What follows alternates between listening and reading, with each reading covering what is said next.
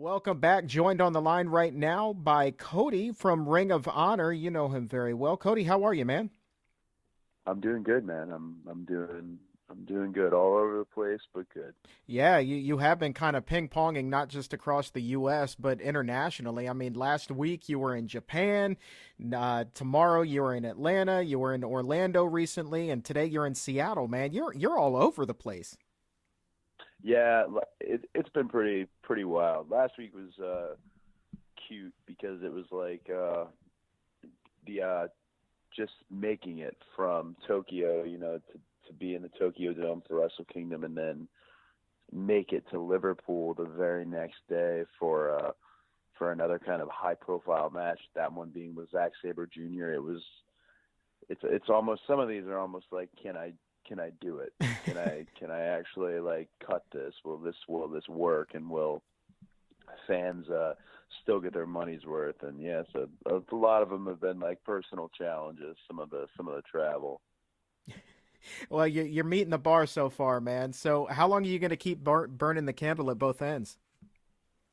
I mean, this is what I asked for, in terms of like my own schedule, I guess. But it's more than what I asked for in terms of a lot of these shows. We're now hitting a couple places the second or even the third time.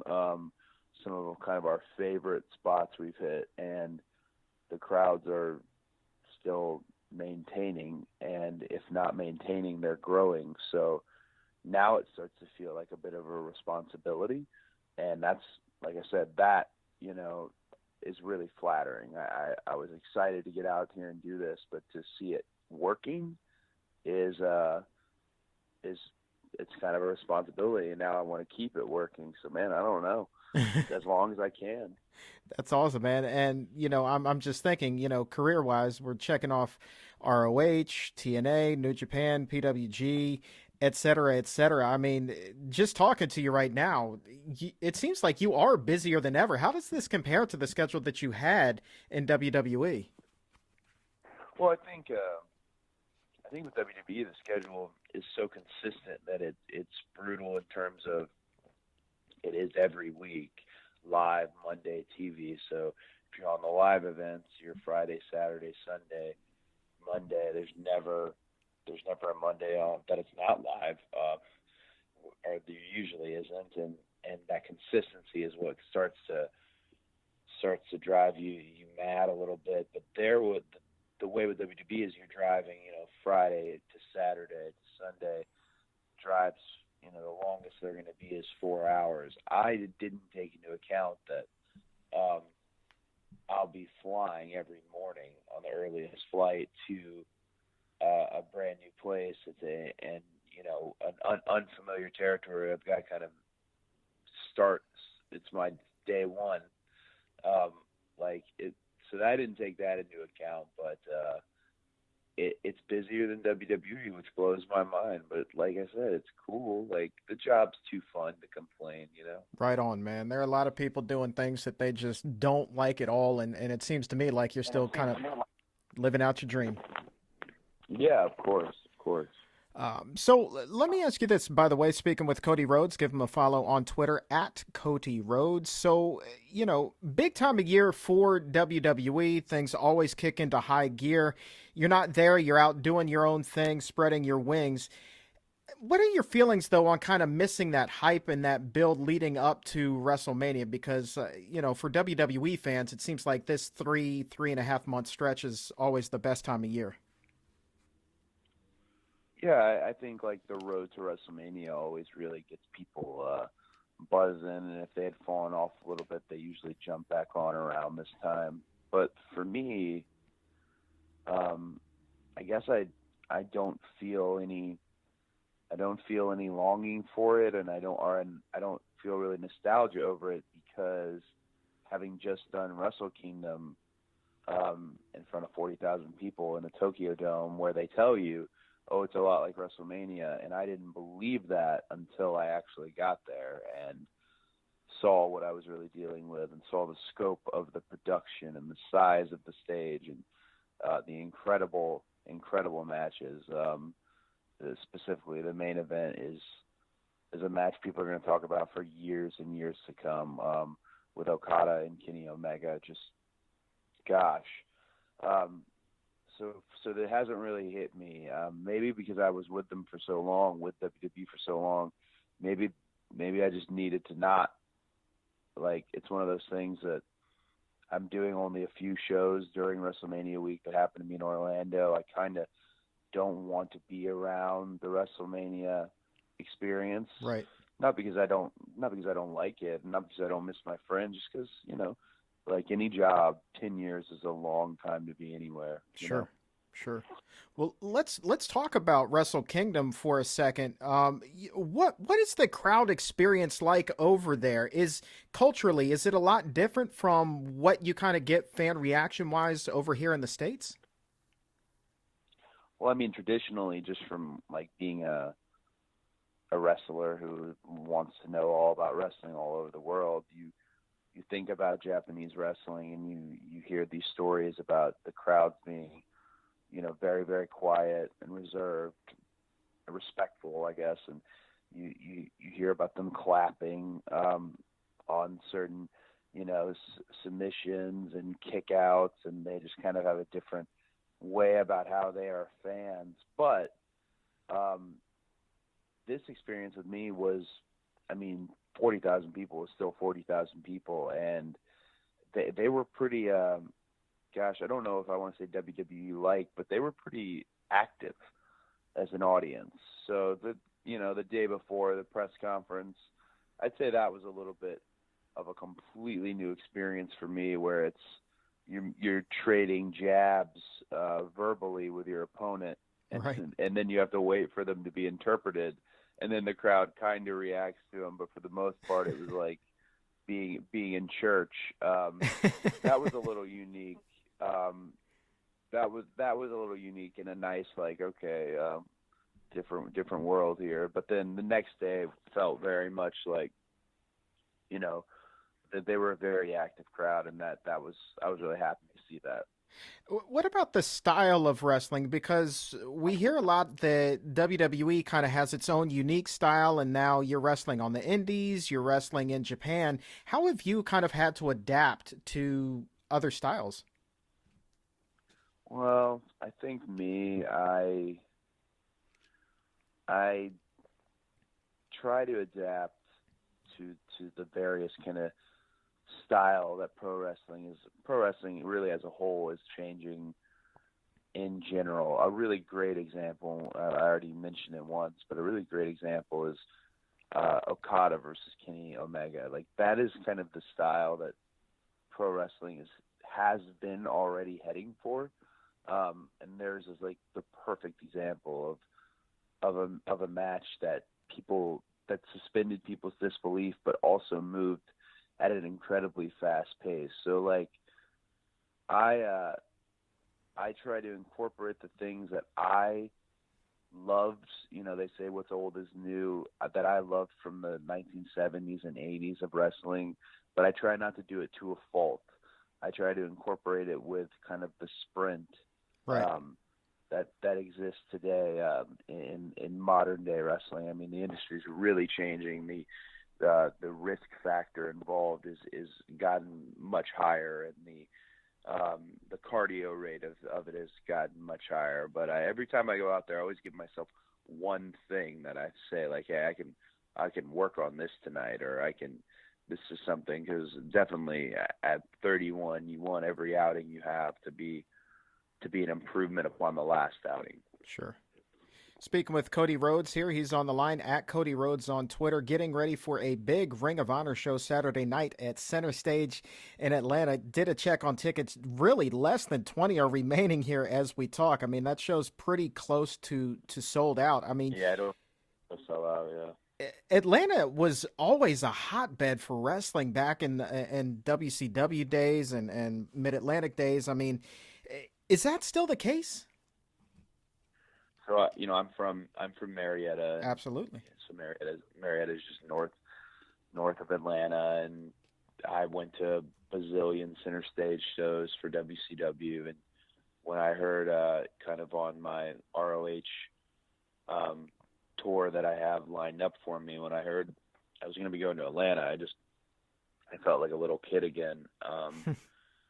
There, I felt like, and it's funny because I mean I was at so many of those tapings that took place at Center Stage. Atlanta is the city at one point didn't have as much about it as it, like, there was one point when it was Braves baseball and the NWA, and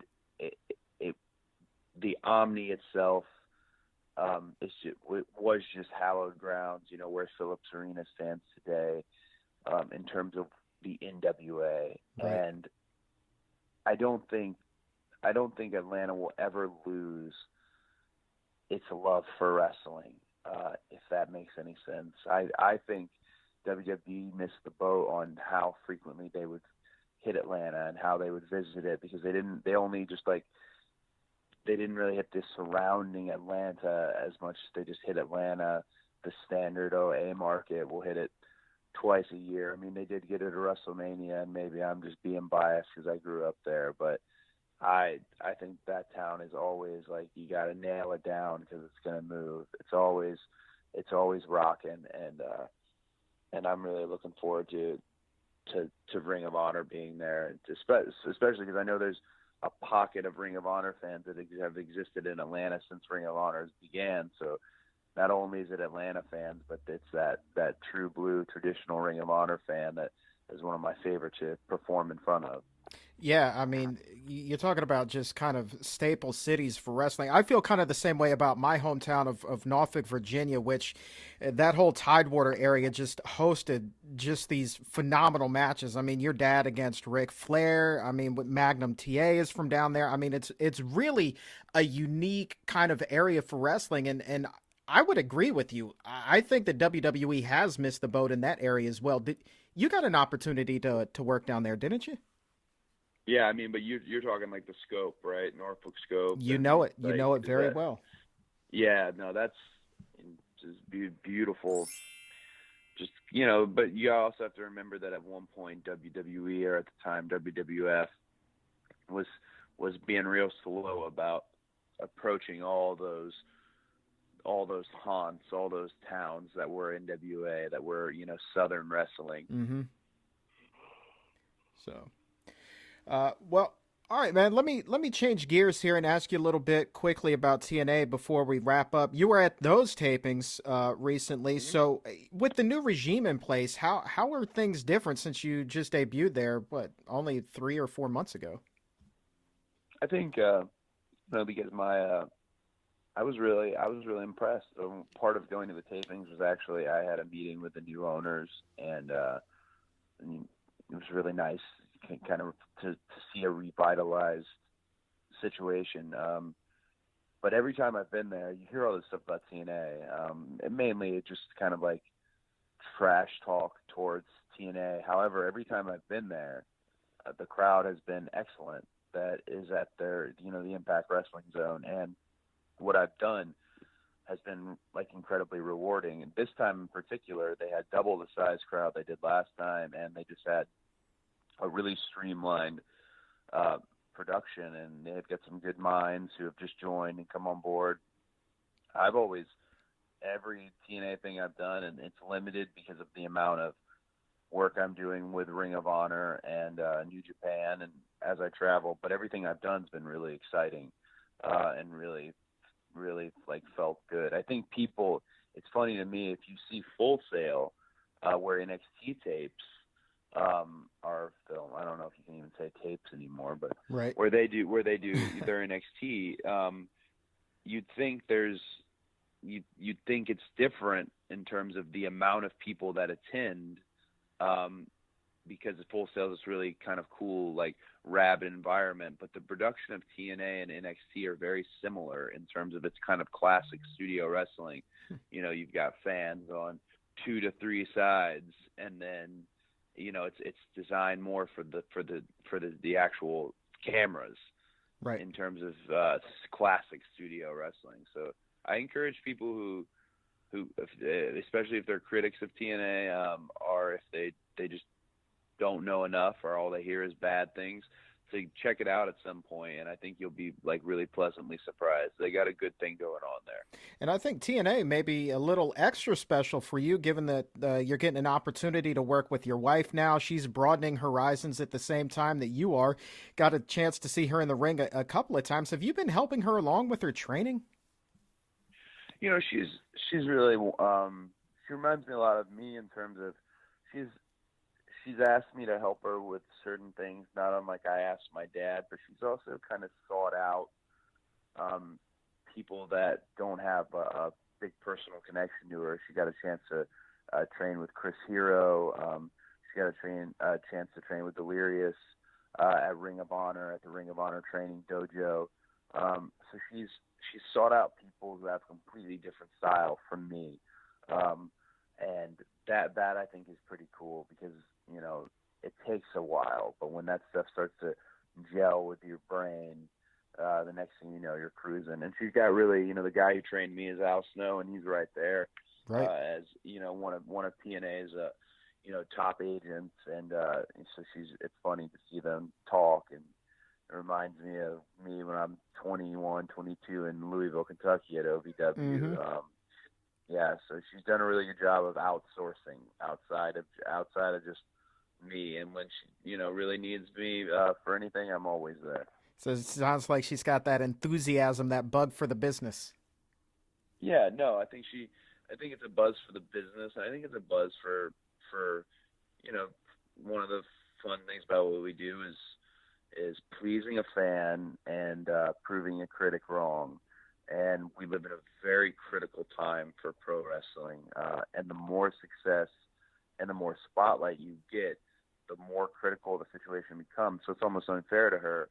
Here she is, and she's um, instantly expected to do something absolutely great because of her last name. And I think she's aware of that. And I think instead of buckling under the pressure, she wants to meet the pressure head on. That's awesome, man. So you talk about her training in the Ring of Honor dojo. When might we see her in a Ring of Honor ring wrestling a match? Yeah, that's a great question. I think there's some really cool stuff going on now, and in terms of between potentially some streams being crossed with Ring of Honor and TNA. And honestly, I think it's all baby steps at this current point. But you're seeing a couple talents, myself being the first one to do so, appear on both brands. And I think with good intentions, you might see that more when you have talent with good intentions, and I hope she's part of it. I know that they'd love to have her, and I know she'd love to keep training that dojo. So maybe that's the trade off, but probably at some point in the near future, I'd say. Well, last question here. You've got yourself the big match tomorrow in Atlanta with the Ring of Honor taping. We'll still call it a taping. You're teaming up with Yeah. Adam Cole to face Bobby Fish and Jay Lethal. Now, I'm a big Adam Cole fan. I think that he is a phenomenal worker. Has he kind of been a guy that you've been following over the years? Yeah. So like to me, I kind of when I about 2 years ago, around the time really Kevin Owens appeared in WWE, because Kevin and I became buddies. I started to look more into like Kevin's past in terms of where he came from, what he did in PWG, what he did in Ring of Honor, and then you kind of instantly I got my first real glimpse at Adam Cole and seen some of the stuff he'd done with Matt Hardy in the past, but he was like a guy that it was a no-brainer. When I saw him, and this was, I totally judged the book by its cover. It was like, man, this guy looks 100% like a WWE superstar. I wonder why or when, Mm-hmm. and it's what's the story. And I love that he's made history in terms of the multiple Ring of Honor World Championships, and I love that he's completely sharpening his tool set at Ring of Honor. He could be the Ring of Honor champion for the next 10 years, or he could go somewhere else tomorrow and Adam Cole is a name you know and a shtick you're familiar with, and that's him and the Young Bucks, great examples. Kenny Omega, great example. Guys who did it without WWE. It doesn't mean they won't go to WWE at some point, or it doesn't mean don't think they'll never grace the WWE ring, but they don't need to because of what they've done to make their name and their value, and that's really impressive. That's inspiring because for me, I needed WWE, 100%. I needed WWE, but it's really inspiring. It's what helped kind of give me the nudge to go out there and do this without them. And so that main event in Atlanta, not only because it's at center stage, but just because it's the first time the Bullet Club, in terms of myself, has ever really been seen together in action with Adam and I. And I've followed Bobby Fish, and obviously have more business with Jay Lethal moving forward after our unique matchup at Final Battle. So it's a great, I hate using the term dream match, but it is, and I hope the fans enjoy it. Yeah, man, I'm certainly looking forward to it. Real quick, is there anything else you want to put out there? Any other fun matches you have coming up? Oh man, I would just say hit up my Twitter, because it's really, I don't tweet much about what I'm eating for breakfast anymore, as much as I usually make like 2 to 3 announcements every day about a different match down the road, or a different promoting for, a lot of these independent brands. They do have really great production, and they put together some really great video packages and graphics for some matches that are blowing my mind. Just the other day, I was promoting me versus Pentagon Jr., and it's just it's a good time. It's a good time to be a pro wrestler, and it's the best time to be a pro wrestling fan. Absolutely. Hey, man. Well, look, congratulations. You are now definitely part of the evolution of the business. You are certainly helping push it forward with that new model of wrestler, and you're all over the place, man. And I just think that that's great. Thank you, man, very much.